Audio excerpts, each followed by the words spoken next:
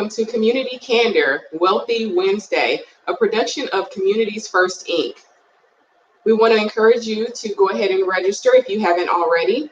You can see the website at the bottom of your screen, so you can go to www.tinyurl.com/CFI Building Wealth. And that'll give us the opportunity to get you registered for some prizes, and also so that we can collect some demographic information that we are in need of. We are thrilled that you could join us today, and we ask that you would put your questions in the comments, and we will answer them at different points during our presentation. Today we have a fantastic panel of speakers with us, folks that I know and appreciate, who have a wealth of knowledge and who are real people. And I think that's a key thing. When we're learning about a topic like financial literacy, you really don't want the person with no touch, no connection to you, no connection to your life and the things that you might be going through. You want people who have had real experiences and who can talk to you and mentor you and coach you in a way that's going to get you where you want to be. So our first speaker is Glenn Wilson, who's the president and CEO of Communities First. Can you say hello, Glenn? Hello, everyone. Very excited to be here today. We are happy to have you. And we also have Renee Kent, who is a special projects manager working out of our Detroit office. Renee, can you say hello? Good afternoon. Happy to be here. And we also have Jason Pelletier, who is the Senior Vice President of Community and Economic Development at Fifth Third Bank. Give us a hello, Jason. Good afternoon, everyone. All right, so we are not going to hesitate. We're going to go ahead and just roll right into things. I want Glenn to tell us, why is this series important and why is Communities First doing this? Yeah, thanks a lot. This series is very important.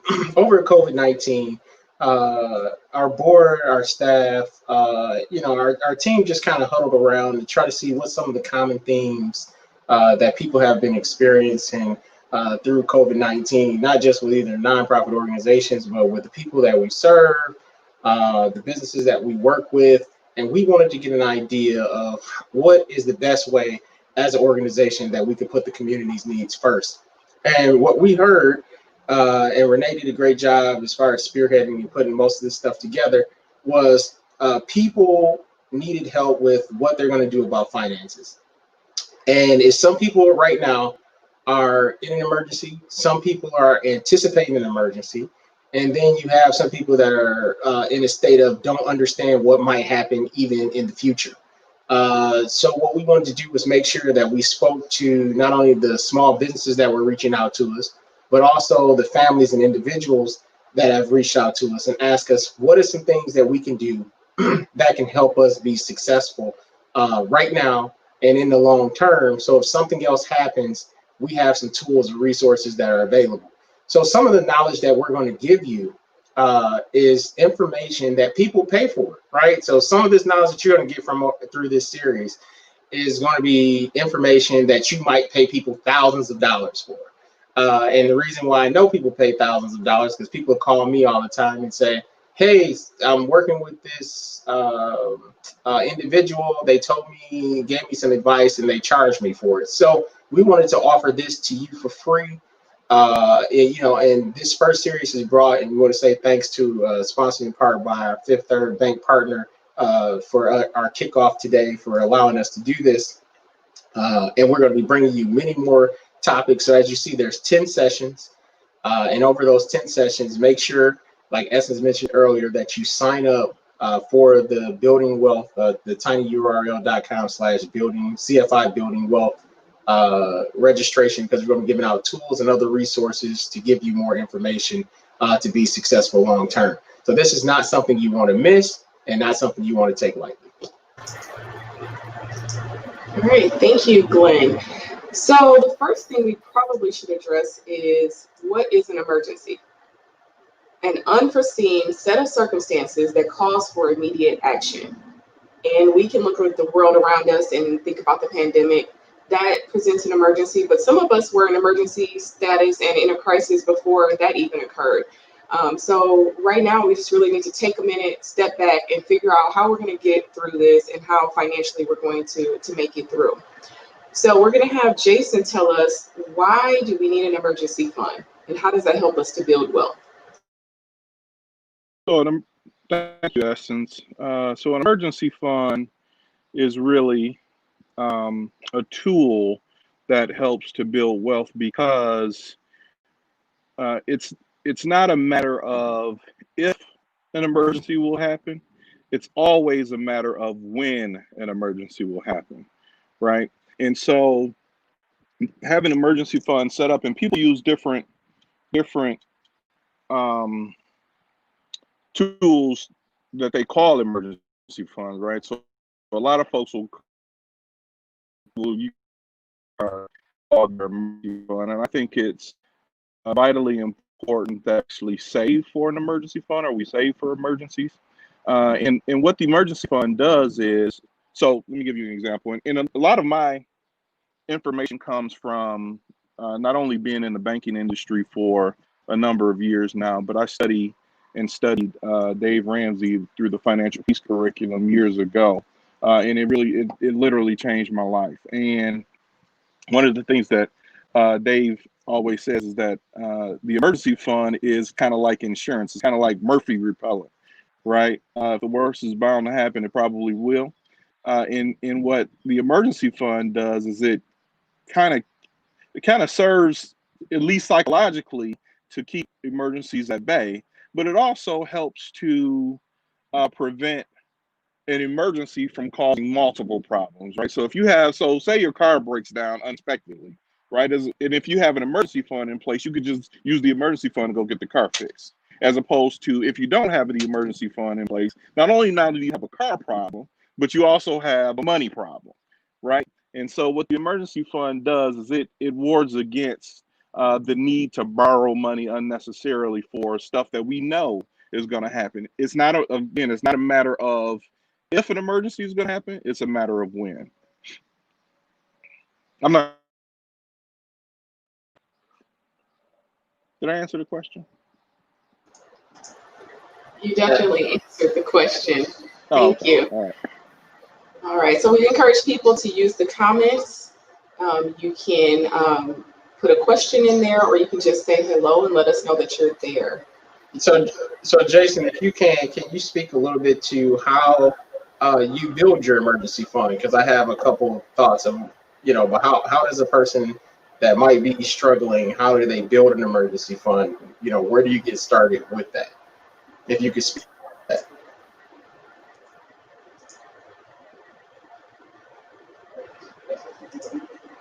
Is you got to plan for it, and you plan for it through your income primarily, right? So you plan for it by one, living off less than you make, and then actually saving, putting aside money for the emergency.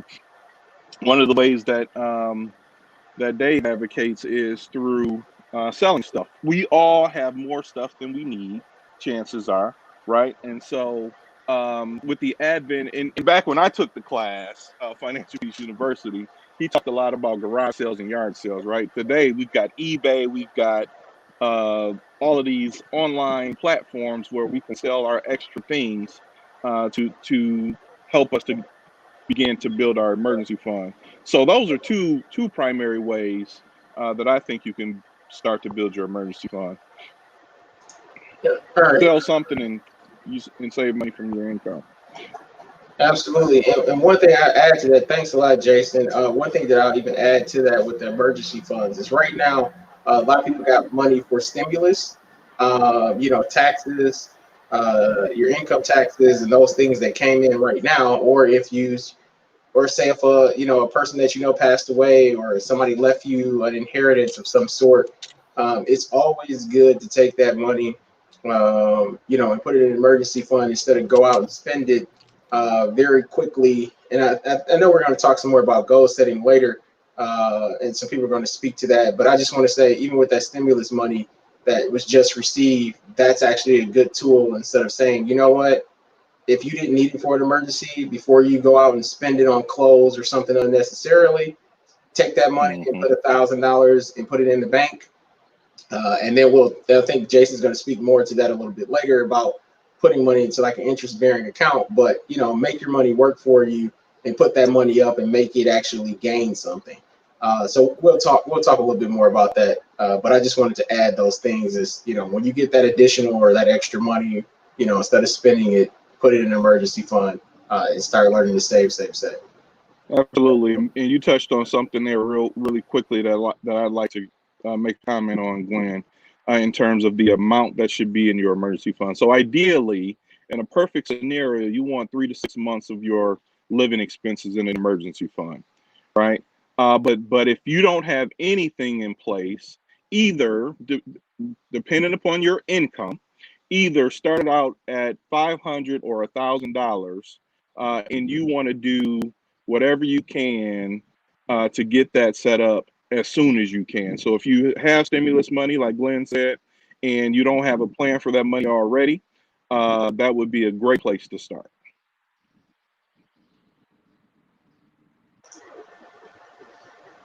So now that we have a sense of why we need an emergency fund and why it's important, and maybe some thoughts about how to build one, I want each of us to share a story about either personally a financial emergency that we had or a financial emergency of somebody that we know. And I think this is important because sometimes when we're getting financial advice, the person that we're talking to creates this sense of perfection where they've never been where you are.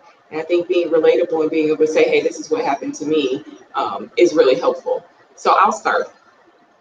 When General Motors went through bankruptcy, I was a GM employee. I was working as a mechanical engineer. And, they came in and at the time we didn't even get the boxes, the banker box to put our things in. They came through with garbage bags because they were out of the boxes, right? And basically went through and said, anybody with less than a certain number of years of seniority, thank you for your time with us, have a nice day. And it was because I had done some saving and I had an emergency fund prepared that I was able to, one, not be devastated, two, maintain a level of living that was comfortable. And then three, it gave me the space and opportunity to consider what I might want to do next. And, that was the precursor to ending up as the co-founder of Communities First. Because if I had to scramble to just take whatever job I could, I wouldn't have had the space and opportunity to think about and conceptualize with Glenn what this organization could be. So that's my story. And we'll hear from Renee next. Renee, do you have a story that you can share with us? I have a number of stories. To Jason's point earlier, emergencies happen, and they happen when you're not ready for them. I mean, you name it. I've had, to get a roof unexpectedly, a water heater unexpectedly. I'll share a story last year where I came home from vacation, and don't laugh, Glenn. And I had 2 flat tires. My battery died. I see you laughing. And my basement backed up. Oh, So, yeah, that was how I was welcomed home from vacation. But thankfully, I had an emergency fund. So even though I faced all of those emergencies, they were frustrating, but they weren't stressful. They weren't financial emergencies because I was able to handle them. But I can tell you from experience, there have been times where I've run into situations where I had an emergency and I didn't have an emergency fund. And, what do you do in those situations when you don't have anybody to call and you can only turn to a payday lender that charges you, 100% interest to borrow money. And so then not only do you have an emergency, but you also have a financial emergency. And hence the reason why we're here today talking about how to save funds so that when things come up, you don't have to, dig yourself deeper into a hole. Yeah, and I think when Renee came and she was telling us about what had happened, it was like that scene in the movie Life where they were reading the letter, and it was one more thing after another thing after another thing, and that definitely could have been a devastating situation. But we're glad that you had those emergency funds available so that you could take care of that. Jason, do you have a story you can share with us? Yeah, so I alluded to the car story earlier, and I think by and large most people probably have the car emergency more often than not. I kind of started down this whole financial education path after I bought my first home, and about a month and a half into it, my water heater broke and my basement backed up. And the basement, so the water heater was pretty easy. We fixed that and did the thing. But the basement backed up, and I didn't have an emergency fund in place. And so I'm a young guy, and I called the drain opener to come and unclog the drain, and I'm belly aching to him about my financial problems. And he introduces me to this whole concept of financial education.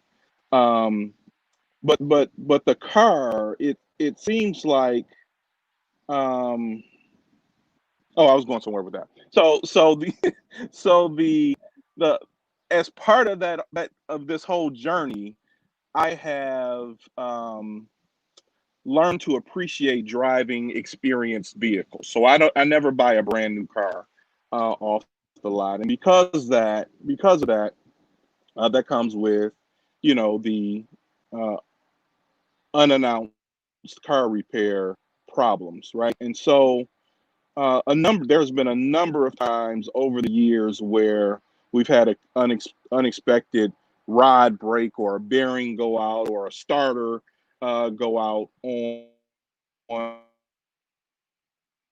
and because we have established an emergency fund now, as opposed to having both a car problem and a money problem, we just have car problems, right? And so I'm going to stick with the car problems as my emergency fund story.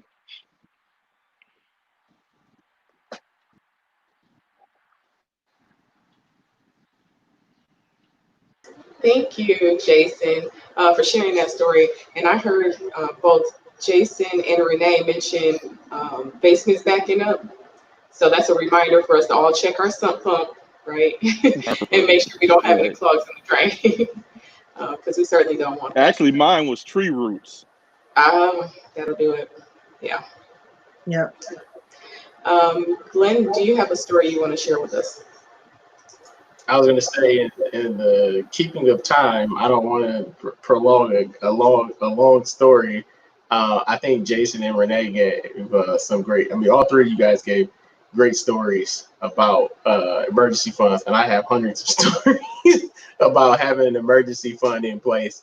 But I don't, let's keep it going, and because we got some other great stuff I want to make sure we get to. So. Thank you. Renee, we're going to have you talk about That's fair. setting some financial goals. Thank you, Essence. So yes, goal setting is very important. Where do you start? If you fail to plan, you plan to fail. And so you need to sit down and think about what's important to you. Looking short term, midterm, and long term. What are your financial goals? And so short term, absolutely, everyone needs a emergency fund. And to Jason's point earlier, that should be about $500 to $1,000.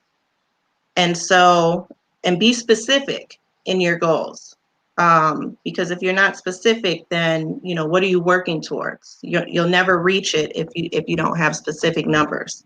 So have a specific number for your short-term savings, your emergency fund. You absolutely want to have a savings fund in place that'll actually cover you for 6 to 12 months. And so that should be in your midterm goals. But initially, start simple, start small with an emergency fund. Think about your debt, think about retirement. You know, what are your goals? What do you want to do? Do you have children? You know, is education important? How do you want to support that? So getting your goals in order and those numbers together are important to take you to the next step of creating your budget, creating your plan.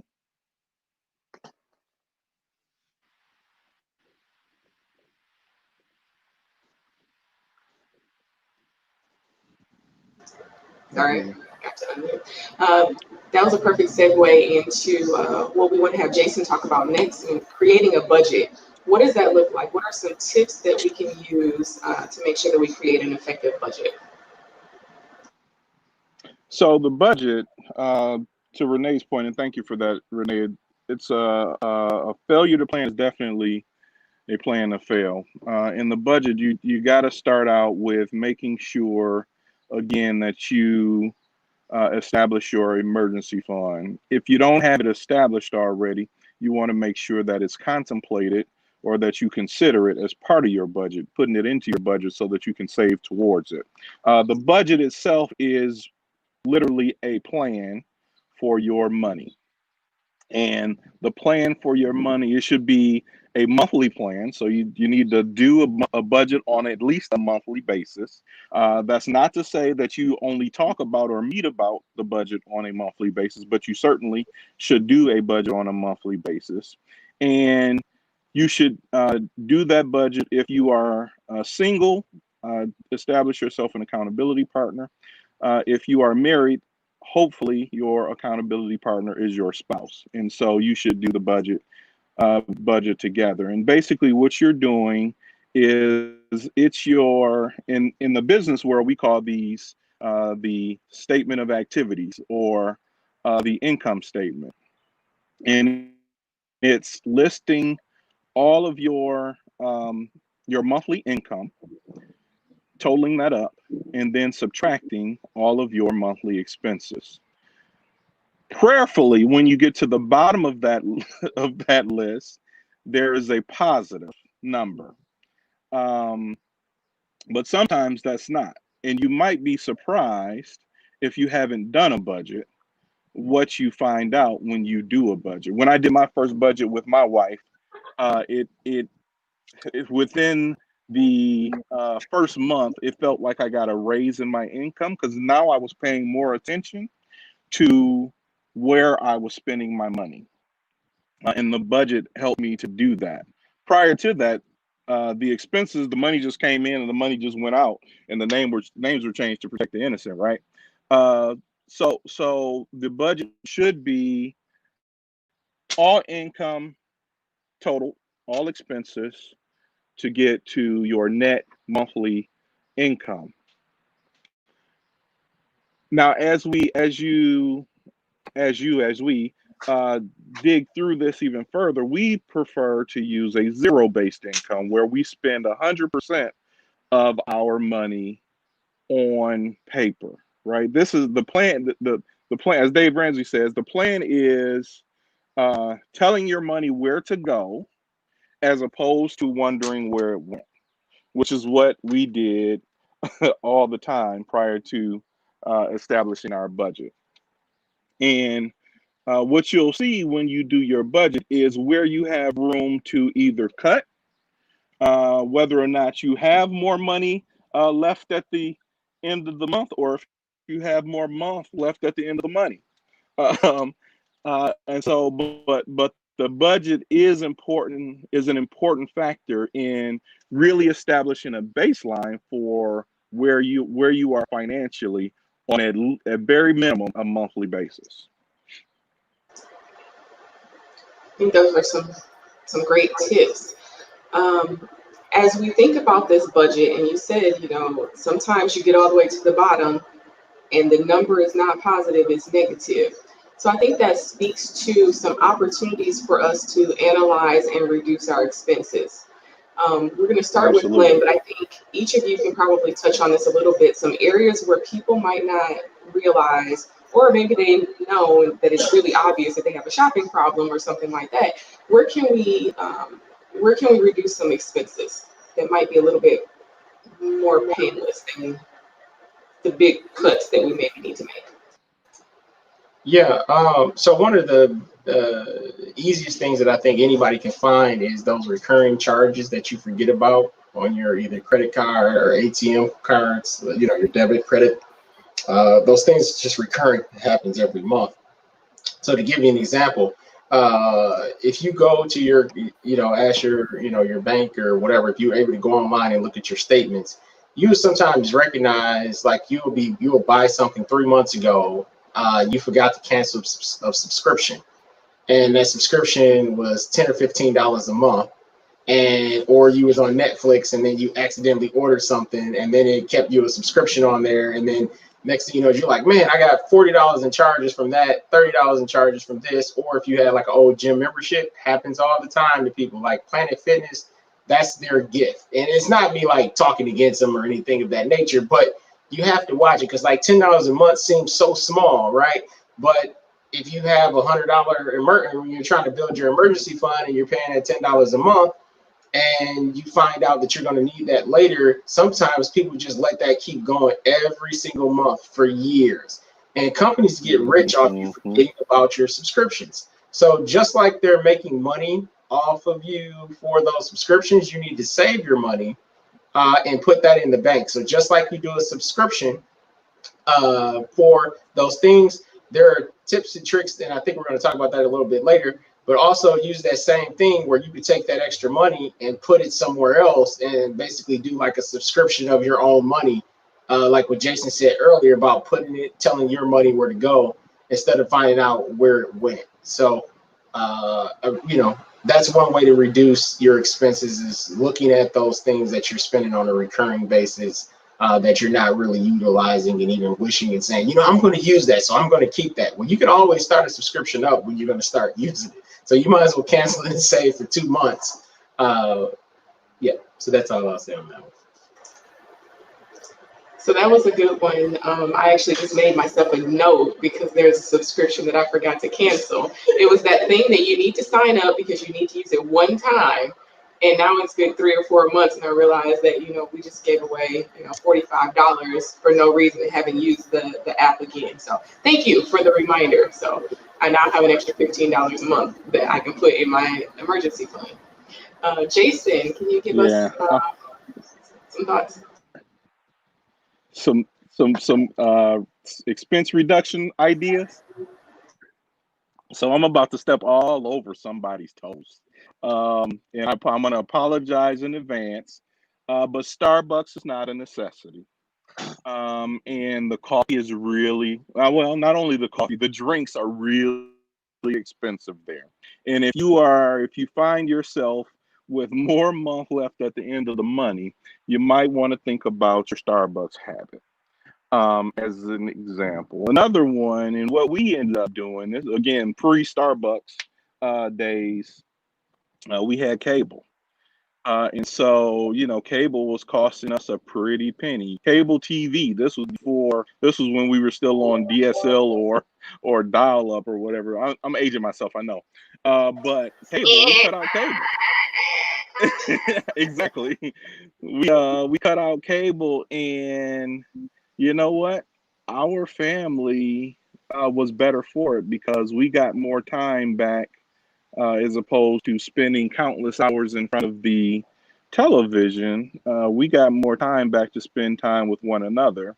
And I personally delve into a place that I actually grew to love, and that's reading. I began to read more during that time because I was living in West Michigan at the time, and back then I think we might have had two channels that I could get on regular TV, and there was nothing on those, and so books became a real thing of interest for me. I activated my library card and I use that puppy quite often. And so I would say cable in this day and age. I know internet and Wi-Fi is kind of feeling, particularly now that a lot of us are working from home and the kids are studying from home. Internet is a challenge for being able to live without. But there are plans that are very affordable that some of the internet providers are putting out there so that people can still access those services. The other thing that, and I don't want to take up all the time, Renee, because I want you to have a chance to respond. But the other thing is when you go grocery shopping, and this was one of those aha moments for us. When you go grocery shopping, make sure you eat before you go. Otherwise, you will completely blow your grocery budget on stuff that you had no plans of buying because you are hungry at the grocery store. So so eat before you go grocery shopping in order to save and protect your grocery budget. But you also got to in your budget, you also have to plan for, okay, how much am I actually going to spend at the grocery store, right? And once you have that plan figured out, you have to stick within that plan. Yes, so Jason, I'm sorry, Renee, but I gotta add that something to that. Do not impulse buy. That's man, that is so bad. Like you can impulse buy all day, and it's a horrible thing. So control your impulses. So, but maybe if you don't have so many channels on cable, you may not be so impulse to buy so many other things. So, it might help one other thing. Okay, I'm sorry. Go ahead, Renee. Sorry. No, those are all good, and I'll add a couple more just quickly. So you mentioned technology.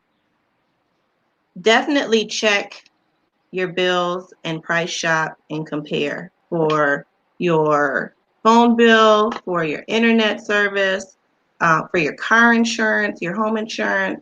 Make sure, because those things, you have to pay them. They come out automatically. You don't really think about it.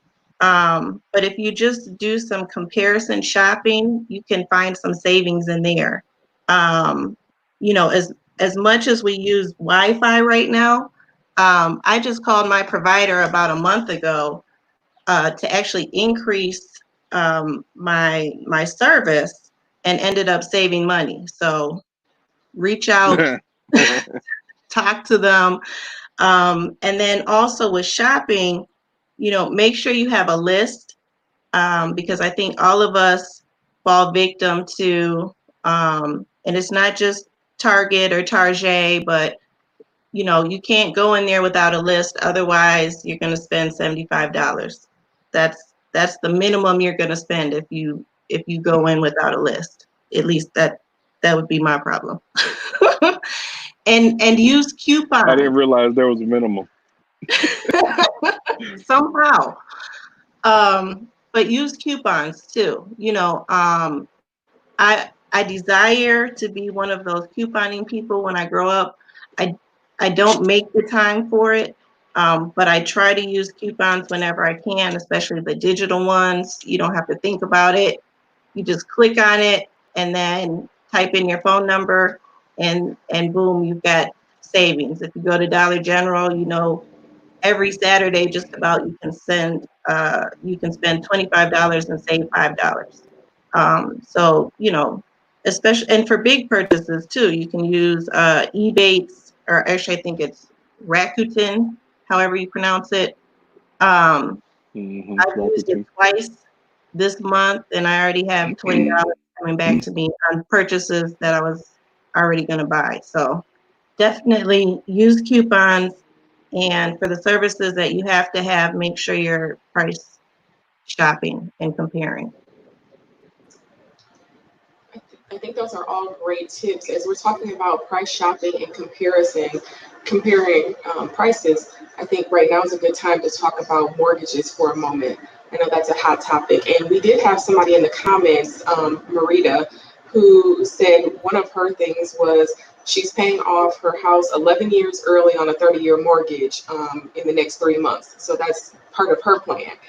So can Exactly. I think we should celebrate that, right? Congratulations. That's awesome because that For means sure. that she's going to save a ton on the interest. So That's right. I think we'll start with Jason, or I'm sorry, we can start with Glenn.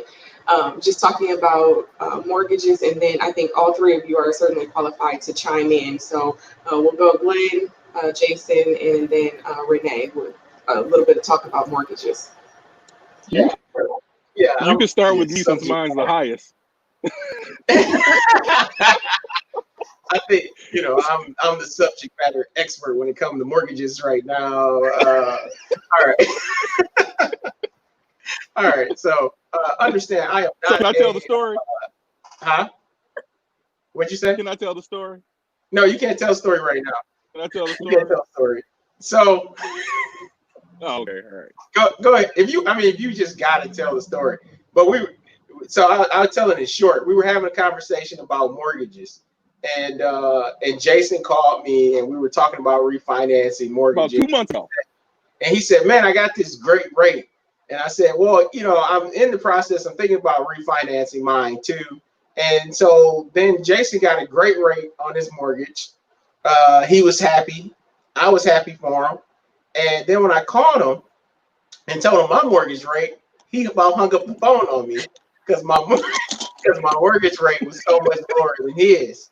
And we both got great credit, but it's just like but it was just so funny because it's all about timing when it comes to mortgages, right? So we're just going to tell you. So give me an example. That person that mentioned that earlier about a mortgage, I just put something together real quick, but just like with a house, right? So when you're paying like a mortgage, it's always like look at it from a perspective of like, what is my best way of how I can get in front of my mortgage instead of like my mortgage dictating me, right? So you have this thing called an amortization calculator where basically I think Essence most people always say it's like an X, right? So you're trying to have mortgages meet up where it's like your interest is going this way, your principal is going another way. And then, but what you want to do is you want to be on the principal side of your mortgage more than you're on the interest side of your mortgage. So what you want to do is bring these things together where basically you can get so much in front of your interest that you're mostly just hitting principal. And there's a few ways you can do that. So one is you can go so I always say round up on your mortgage. So give you an example. If you have like a mortgage that's like $850 a month, right? And your mortgage is $850 a month. Look at where you're at in your term. There's this website that you can go on. I'm trying to remember what it's called. We're going to send out resources after this, so make sure you sign up for the URL. We're going to send you out different things about the ways, I guess you can call them hacks, or how you can get in front of your mortgages and ways that you can do it. But you can look at your mortgage and say, okay, I have a 30-year mortgage. I'm paying, you can put it in the calculator and say you're paying 5% on this mortgage and your mortgage is $100,000. And say you're going to pay $124,000 or $134,000 over a 30-year mortgage. Say if you start paying an extra $50 or $100, you might be able to cut that interest down where you're only paying like $110,000 or $115,000 on your mortgage just by paying the extra $50. It's going to start to be your principal and getting in front of it. So if you want to just round your mortgage up to the next highest payment, say of $100. So for example, if you pay $1,700 instead of $1,610, that extra $89 will save you more than $36,000 in interest and can cut the length on your mortgage by 3 years and 4 months. So I want you to listen to that. So, and I don't know if you understand, but the name mortgage comes out of mortician, like death. So that's where that name comes from, mortgage, death, mortician. So what you want to do is not let your mortgage kill you, but what you want to do is get in front of your mortgage so you can live in front of it. So find ways, we'll put these websites up. Make sure you sign up for that. We're going to send these out to help you get in front of it. But my mortgage rate is in like the low 2 point. I'm under like 2.3. I had a very low mortgage rate for refinancing. So right now, go talk to your banks if you can Ask them, where are you at on your mortgages? Don't be afraid to have the conversation with them, because imagine, yes, there might be an emergency now, but if you can get ways to put more cash in your pocket by refinancing your house, I'm not saying this is something you have to do, but this is just something you should explore, right? Something you should explore and seeing if that's best for you. Because if you're in a 30-year and you can cut your mortgage to a 20-year or a 15-year mortgage, it makes a huge difference in your payments and in your interest over time. So, I got something else for auto loans as well, but we'll talk about mortgages. We'll finish mortgages. Go ahead. So either Jason or Renee, any quick tips that you can offer about mortgages?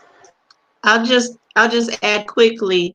Glenn made some great points, and I'm in the process of refinancing my mortgage, not for 2.3, but close. And I was on a 30-year mortgage. I think I had 20 plus years left, and through this refinance, I'll be at 15 years paying the same amount.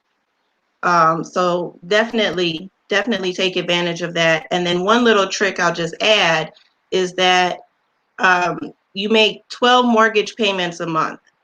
I set my mortgage payments up so that I pay my mortgage, I split it in half bi-weekly. So every time I get paid, I pay half my mortgage. And what that does is it makes an extra payment every year. So in addition to reducing my mortgage down to a 15-year, I'm also making an extra payment every year. And I didn't run the numbers, but I will be mortgage free, debt free in less than 15 years. That's awesome. I think those are, I think on average, the rule of, sorry, there was a delay. Go ahead, Jason. I was going to say, yeah, I think the rule of thumb is that by making an extra payment a year, you cut your mortgage by minimum 2 years payoff, and sometimes more than that. The funny thing about this whole story is that I came to Glenn with this fan. I was in one of our business meetings, and one of our mortgage lenders, and he said mortgage rates are at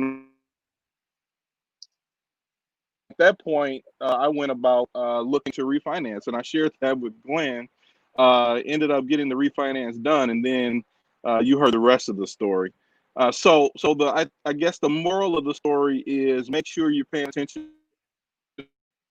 Now it continues to be a great time to refinance.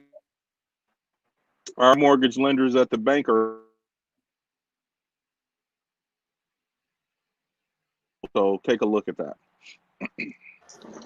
So what I heard out of that is, there are mortgage calculators that you can use online that are free. There are banks that are willing to, negotiate and put the power back in your own hands. You can go and talk to 2 or 3 banks and see what their rates are, and they can do a preliminary before they, actually run your credit and give you an idea of where things might fall. So shop around, take the power back. You're not locked into a 30-year arrangement that's not in your best interest. So just keep that in mind. Watch the trends, and then surround yourself with knowledgeable people who have similar goals, because the 4 people on the screen have had these conversations, have kind of chatted about that, and if something's working for one of us, then it's to all of our benefit to share that information. There is nothing that is competitive about, aside from just the competition that's inherent to each of us, right? Regarding, if Glenn gets a great rate on a mortgage, You can smile about it, though. That's bragging rights. But that's no threat to Renee getting a great interest rate, So, we can be collective in our mindset when we're sharing knowledge and sharing information. I cannot believe that we are at 12:46 already. Exactly. Let me share one thing about auto. Just about auto real quick. So I wrote this example down just to tell you, because I know we talked about mortgage, but just on your auto, right? So give me an example. If you borrow $13,000 to buy a car at 5% interest for 72 months, right? and your payment is $209,000. On your regular schedule, you're gonna be paying about $2,000, $2,100 a month, somewhere around there, in the interest of the loan. If you round your payment up to $250, you'll pay your loan off at least 13 months earlier and save about $400 or $500. Just rounding it up $50. So look at your auto loans. I don't have any auto loans. I don't like auto loans. But when I have had auto loans, I can't tell you how long it's been since I've had a payment. But find ways to get out of debt, pay your expenses down, get in front of interest, and put that money back in your pocket. So yes. All right, sorry. I can go on about this that topic of advice. And I'll just share that part of the reason that there isn't an auto loan is because not just because you don't want to have an auto loan, right? You have to. We took care of the loan and then kept the car for another 3 or 4 years beyond that, so that there's this time where you can take that money and put that to another use, in hopes that you don't have an emergency with the vehicle, but the money is available if that were to happen. So now we're going to hear from, let's see, some tricks to help yourself save from Renee. Give us some tricks to saving. All right. So the truth is, savings is hard. It doesn't come naturally for most, and you've got to trick yourself to save, especially because the time that we live in is focused on, instant gratification, credit over savings, get it now. In addition to there not being a push or focus on savings, the reality of the time that we live in is that we also have, inequitable wages. So you compound that with lack of information, and it's difficult. So let's talk about, some practical tips. And some tips were mentioned earlier, about how to, find additional money so that you can save it, how to jumpstart your savings through stimulus funds, taxes, selling stuff. All those were great ideas, and then reducing expenses. The key, though, is to make it simple. And the greatest asset you have is the income that you have coming in. And so if you have online banking, and I'm just making an assumption here that if you have a bank account or a credit union account, that you have an online banking option, definitely use some of the features that offers, where you can automatically transfer funds. As soon as you're paid, pay yourself, through depositing funds in your savings. Now, sometimes you have to be a little tricky with that, because if you're going to transfer money into the savings, it needs to stay there.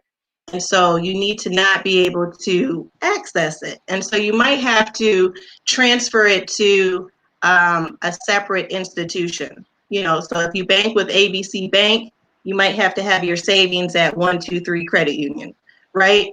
And not carry that card with you, so that you don't have to worry about impulse buying. I mean, you want to have access to Or those. not even get a card. Well, I've done that at one point. Yep. yeah. But I mean, if you have an emergency, you do need access to those funds. So just don't make it so accessible that you're tempted, right? If you have a roundup feature on your account, use it.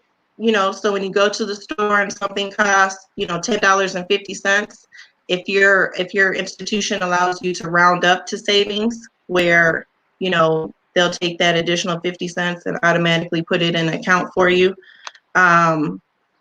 Another tool that people like to use is, it's often hard for folks to keep track of how much they're spending using a card. And so if you use cash for things like gas and groceries, use envelopes. and that's your, stick to your budget. So if for this week you've got $100 to spend on groceries and you've got $100 in cash, you're limited to that $100 in that envelope. Those are just little ways that we can, trick ourselves into only spending a certain amount and sticking to our budget. And then also I'll just add, coin jars are good. Whenever you have some spare change, put it in a coin jar, and you see that money grow. And then something I do in my house is bottle returns. We use bottle returns instead of for savings. We use it for special occasions. So my kids are really into these seafood boils, and they also eat a lot. So I see Glenn laughing. So what we do is we'll save up bottle returns, and then when we take them back, we'll use it for our seafood boil. So the kids know when we get so many bottles together, that's when we're going to have a seafood boil. Don't ask me before then.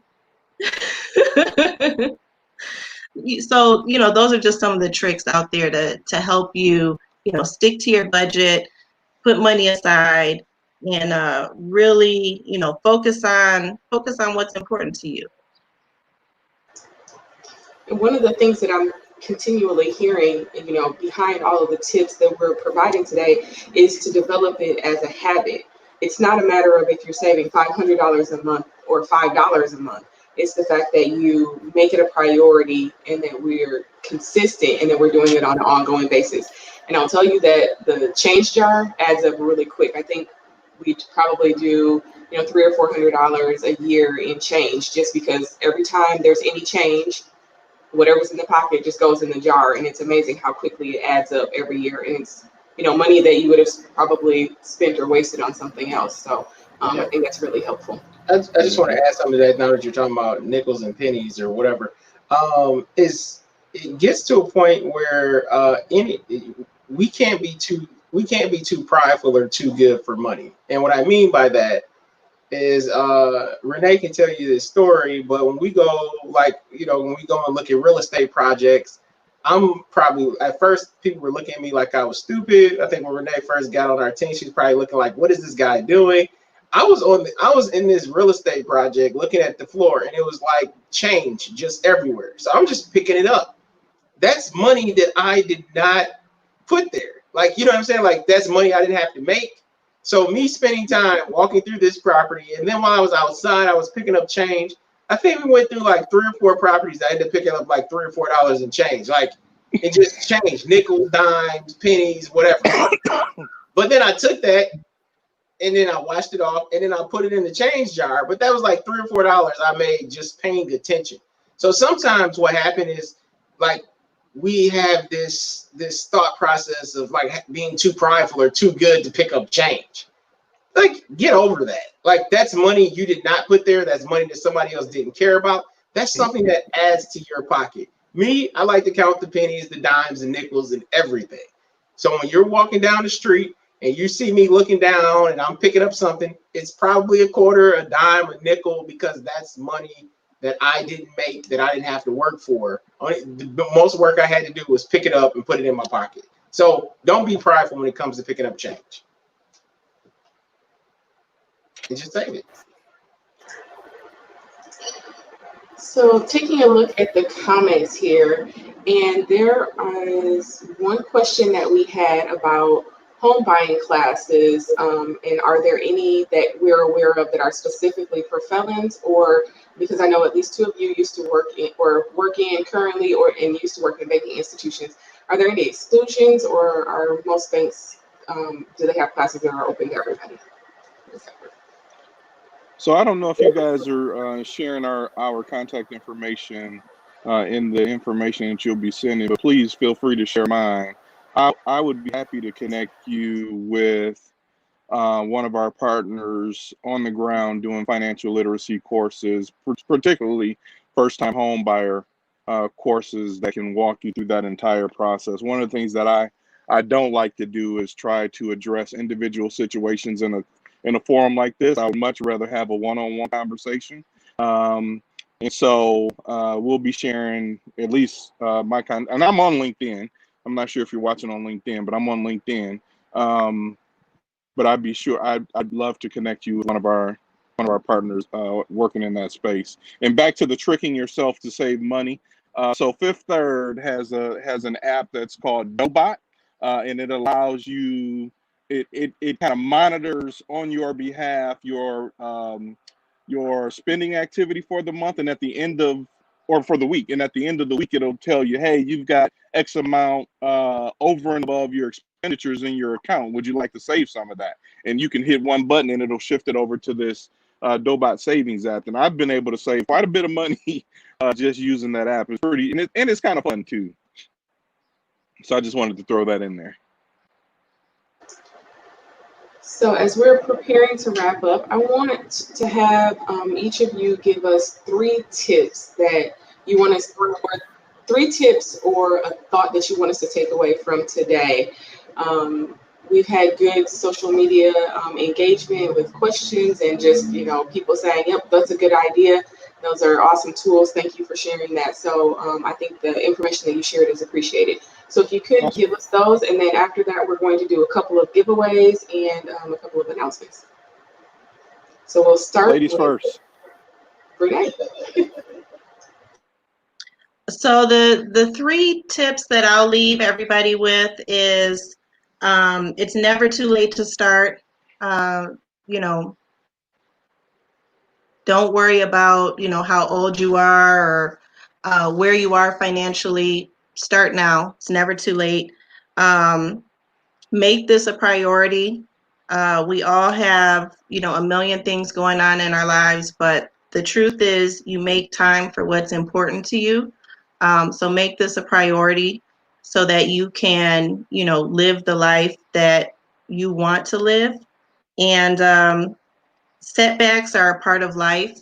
So, you're going to have them, and just keep going.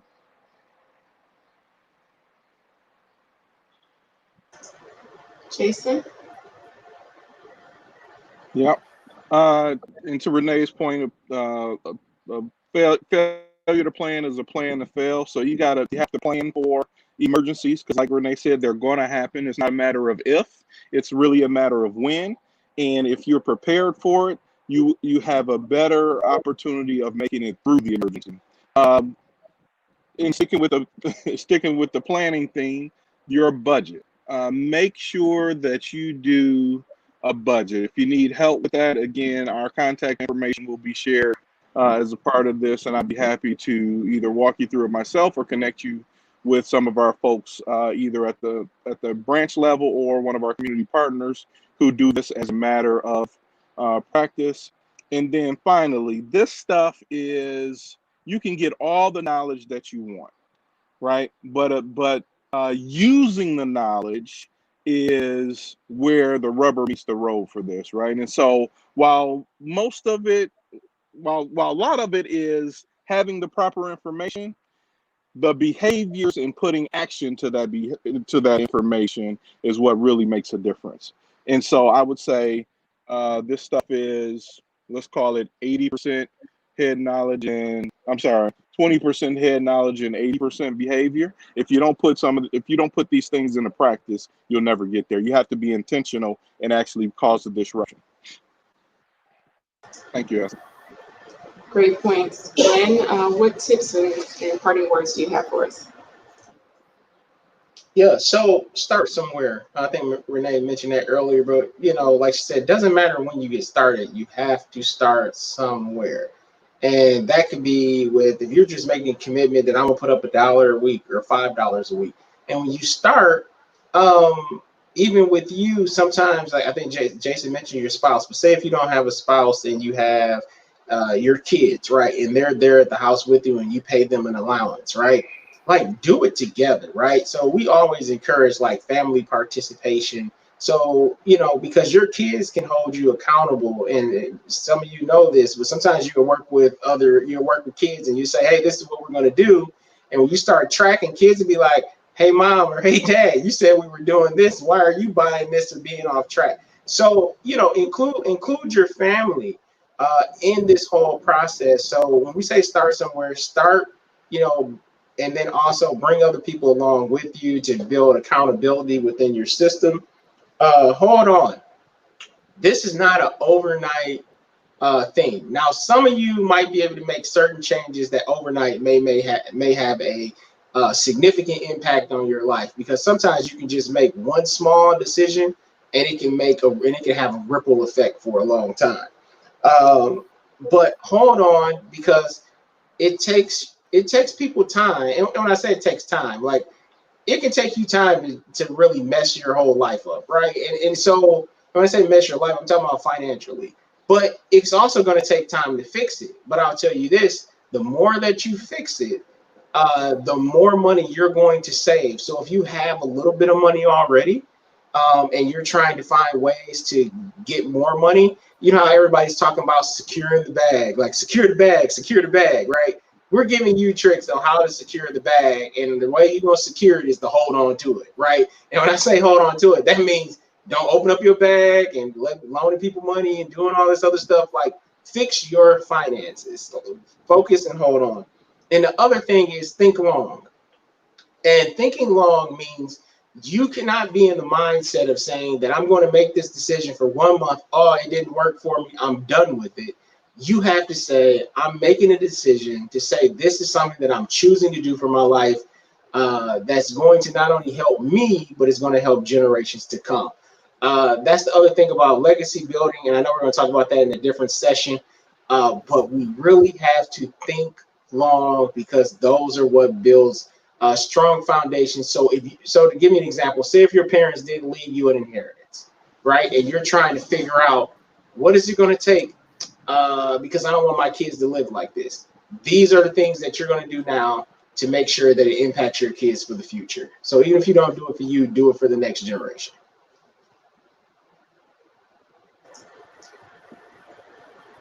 So a special thank you to our panel today: Glenn Wilson, President and CEO of Communities First; Renee Kent, Special Project Manager at Communities First; Jason Paulatier, our Senior Vice